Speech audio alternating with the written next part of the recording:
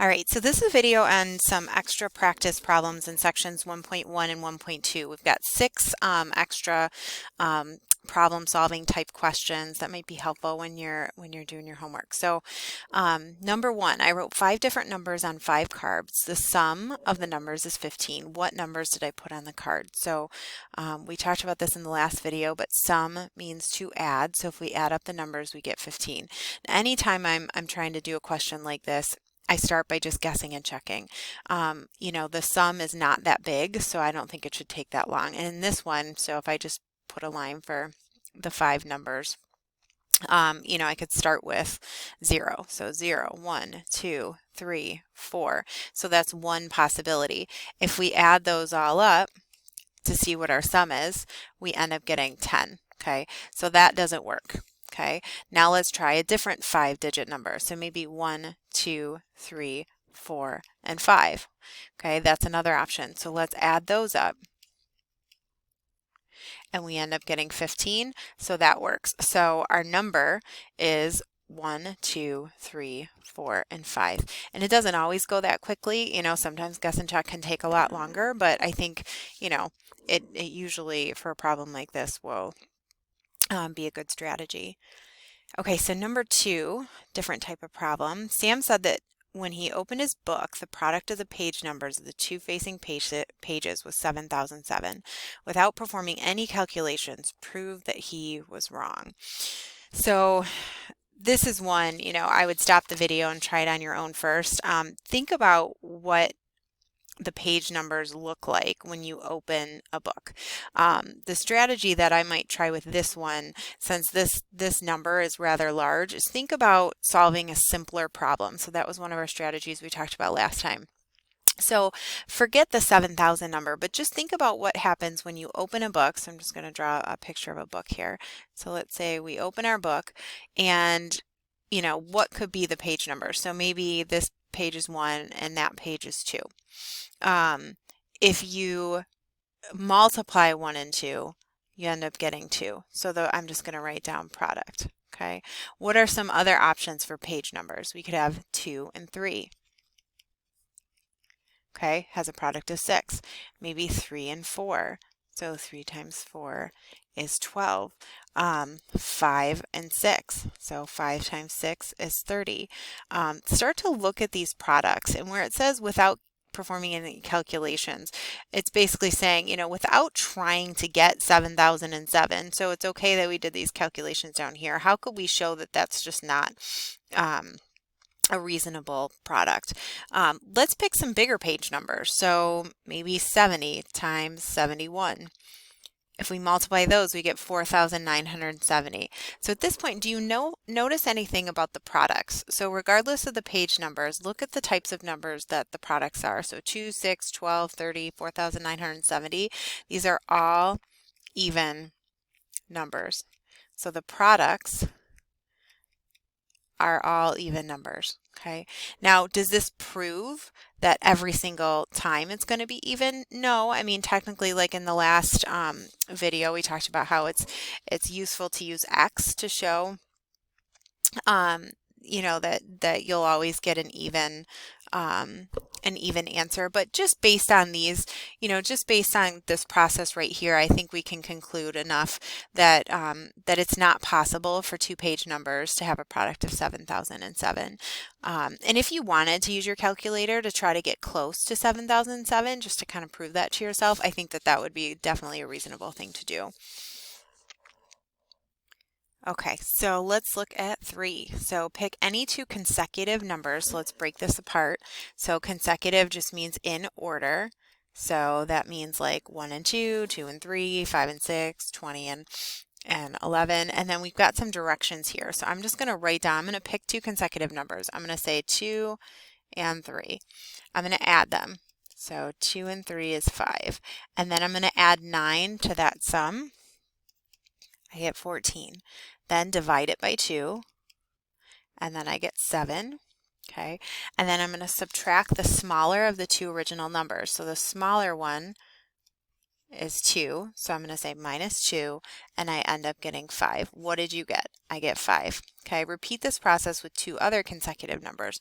So maybe I do 5 and 6. So 5 plus 6 equals 11. And then I'm going to add 9 to it, and I get 20. And then I'm going to divide by 2, and I get 10. And then I'm going to subtract the smaller of the 2 numbers. So 5 is the smaller one, so subtract 5, and I end up getting 5. Okay, so I got the same number. Is this a coincidence? You know, you could keep going if you wanted to check maybe, you know, I'll check a bigger number, so like 20 and 21. I could add those together and get 41. I could add 9 to that, get 50. Divide it by 2, I get 25. And then I subtract the smaller of the 2 numbers, which is 20. I end up getting 5. So at this point, I probably say, okay, it looks like no matter what I choose, I'm going to get 5 for an answer. So that would be my educated guess. Now to prove it, I'm going to use x. So I'm going to let x be my smaller number. If x is my smaller number, then x plus 1 is going to be my larger number, because notice all of my pairs here are 1 apart. So whatever the smaller one was, the bigger one is 1 more than that. Okay, so I'm going to follow the directions with the x and x plus 1. So I'm going to add these together. So x plus 1. And if I simplify that, I end up getting 2x plus 1. These x's come together to make 2x.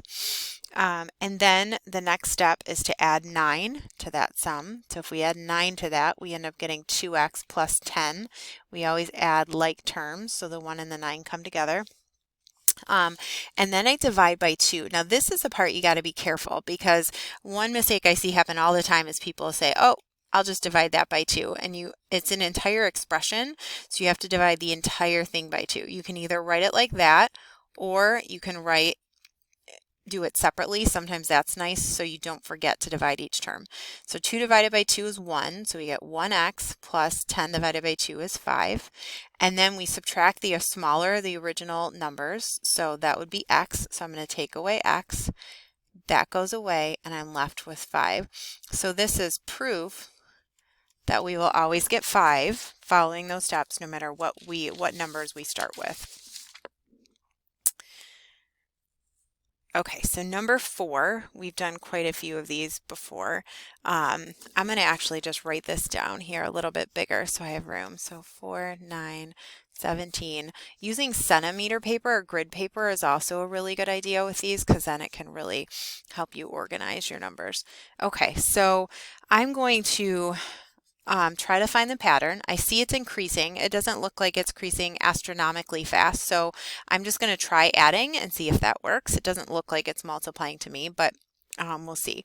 So 1 plus 3 equals 4. 4 plus 5 equals 9. Okay, 9 plus 8 is 17, and then 17 plus 12 is 29. So let's see if there's a pattern. So the number that we're adding each time is not the same, so it's not arithmetic.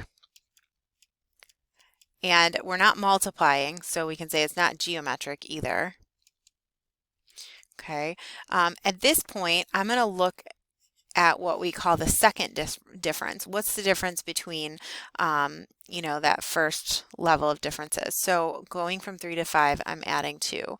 5 to 8, I'm adding 3. 8 to 12, I'm adding 4. So it seems like I've got a pattern there. So let's continue that pattern. So 2, 3, 4, I'm going to add 5.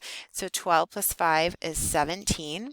So I'm going to do 29 plus 17 gives me 46. And then I'm going to add 5 to that again. So 17, I'm sorry, not 5, I'm going to add 6 because I want to go with my pattern. So 2, 3, 4, 5, 6.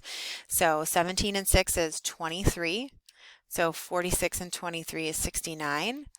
And then we're going to add 7 to that, which we get 30. And 69 plus 30 is going to give us 99. So it looks like those are the last 3 terms of that sequence. Okay, so number 5, this is one that I'm sure you're going to see in your homework. and this is one that I've seen before in like ACT type tests. This is a good one to talk about. So we've got a distance around a standard tennis court. So a standard tennis court is a rectangle. So I'm going to draw a rectangle, and the distance around, that's perimeter. So the distance around, we're going to say the perimeter equals 228 feet. The length of the court, okay, so it doesn't matter which one you call the length or the width. I'm just going to call this length. Okay, so it says the length of the court is 24 more than twice the width. So we'll call this right here the width. So if we know what the width is, we can write an expression for length. So if we call the width W, so let's say width equals W, then when it says the length of the court is 24 feet more than, I can just write 24 more than is add twice the width, so 2W. Now, if the length is 24 plus 2W, then that means this length down here is also 24 plus 2W because a rectangle has equal side lengths that are opposite from each other. So we've got W on this side, this is width, and then our length is 24 plus 2W. So at this point, you can just add all those up. So the distance around, so I'm going to take the length plus the width plus the other length plus the width, and I'm going to set that equal to 228, okay? And then I'm going to combine like terms. So I'm going to find all my variables. So I've got 2W plus W is 3W, plus 2 more is 5W, plus another one is 6W. So there's 6 W's, okay? When I'm done, I'm just going to cross those off. And then it looks like I've got a 24 and a 24. So I'm going to write plus 48 equals 228.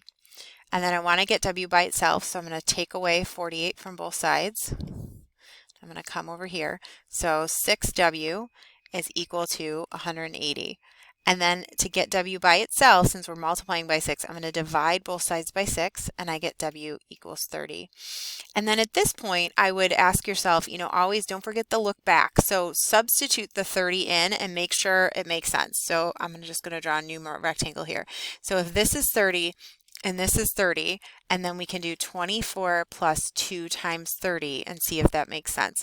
So 2 times 30 is 60, plus 24 is 84, and then the same down here. So let's see if 84 plus 84 plus 30 plus 30 is the number we need. So 4 and 4 is 8, and then we have 16, and then 228. So that ends up working. So the question, and we also want to make sure we actually answer the question. So it says find the dimensions, so that's the length and the width.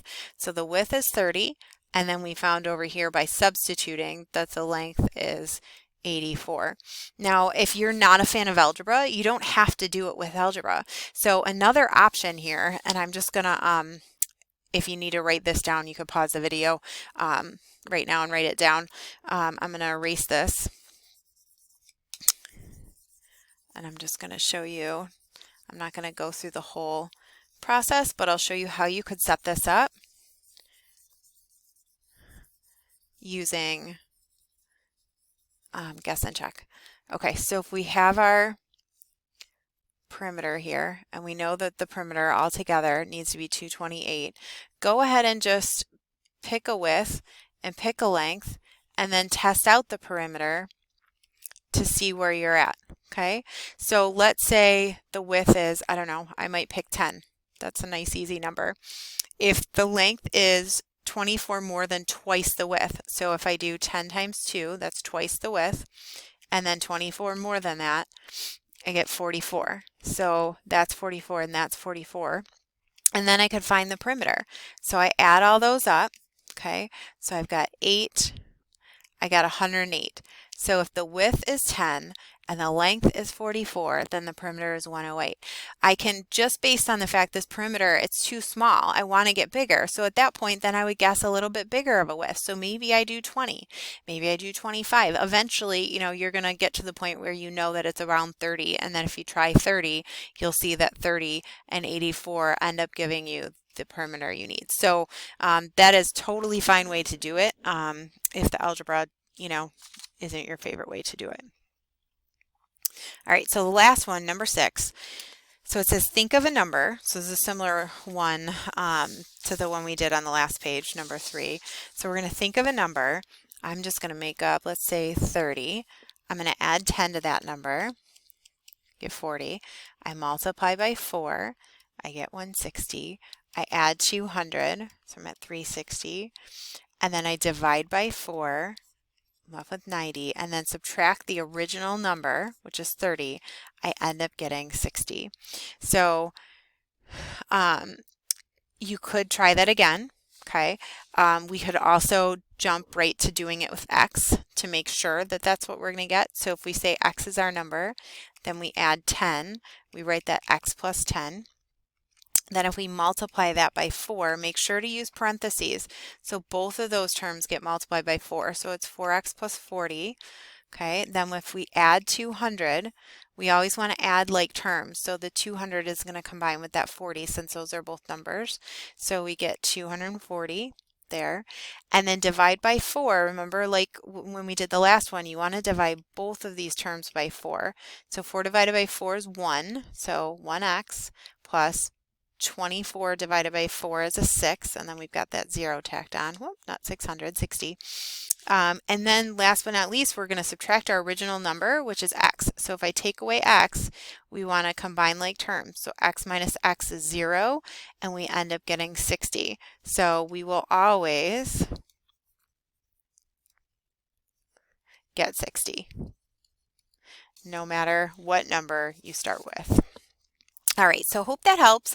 When you're doing your homework, not every single question is going to necessarily match up with one that we did in the notes, but, try to persevere, try to, don't be afraid to walk away and come back, do another problem, email a friend, email me if you need a little nudge. You've got lots of resources. So good luck and let me know if you have any questions.